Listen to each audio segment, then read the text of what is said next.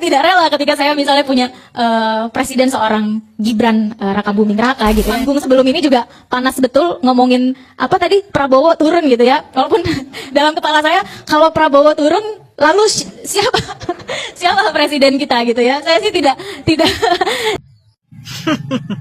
Tapi yang jelasnya yang gantiin bukan Abah Anies. Nah itulah dungunya kalian.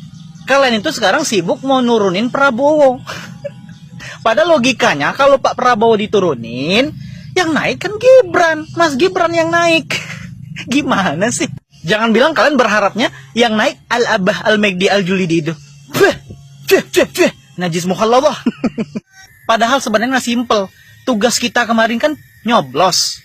Ya, terserah dong mau nyoblos yang mana. Mau nyoblos 01, 02, 03. Nah, saya kebetulan maunya nyoblos 02.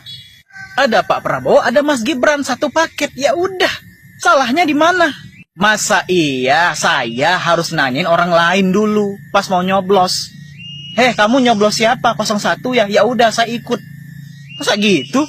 Dan juga orang-orang seperti ini guys ya adalah orang-orang yang otaknya sudah korslet, udah rusak, udah nggak bisa diperbaiki lagi, udah nggak tertolong gitu. Dan manusia-manusia seperti ini, siapapun nanti yang jadi presiden di negara ini, pasti akan nggak ada benernya, selalu salah di mata mereka.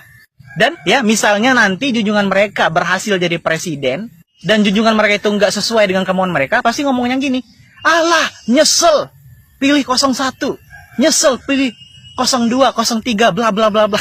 Pasti gitu lagi. Dan teruntuk kepada si mbak Dungu Al-Tulul ini tadi ya, mau lu nggak rela kek, mau lu nggak setuju kek, ya bodoh amat. Karena pendapat lu di negara ini nggak sepenting itu, lu tuh nggak penting di sini. Mau siapapun nanti presidennya atau wakil presidennya yang jadi dan memimpin negara ini tidak butuh persetujuan dari orang seperti lu. Karena kalau orang atau warga negara yang memang cinta kepada negaranya, pasti akan selalu mendukung, mendoakan yang terbaik siapapun yang jadi pemimpin di sini. Jadi, misalnya, insya Allah kalau Allah berkehendak, Mas Gibran jadi presiden setelah Pak Prabowo, ya lu siap-siap aja pindah negara, cari tempat bernaung. Kalau perlu, lu pindah planet sekalian. Ajak keluarga lu semua ke sana, kaum-kaum lu, junjungan lu itu bawa ke sana semua. Karena saya yakin ya, junjungan lu khususnya si Abah Al-Megdi itu tidak akan bisa jadi presiden di negara ini. Karena kenapa? Karena junjungan lu itu kalau diajak nyapres lagi bikin riwah, ribet, nyusahin. Dan yang ngusung sepertinya juga nggak ada karena udah kalah. Percobaan pertama saja sudah kalah.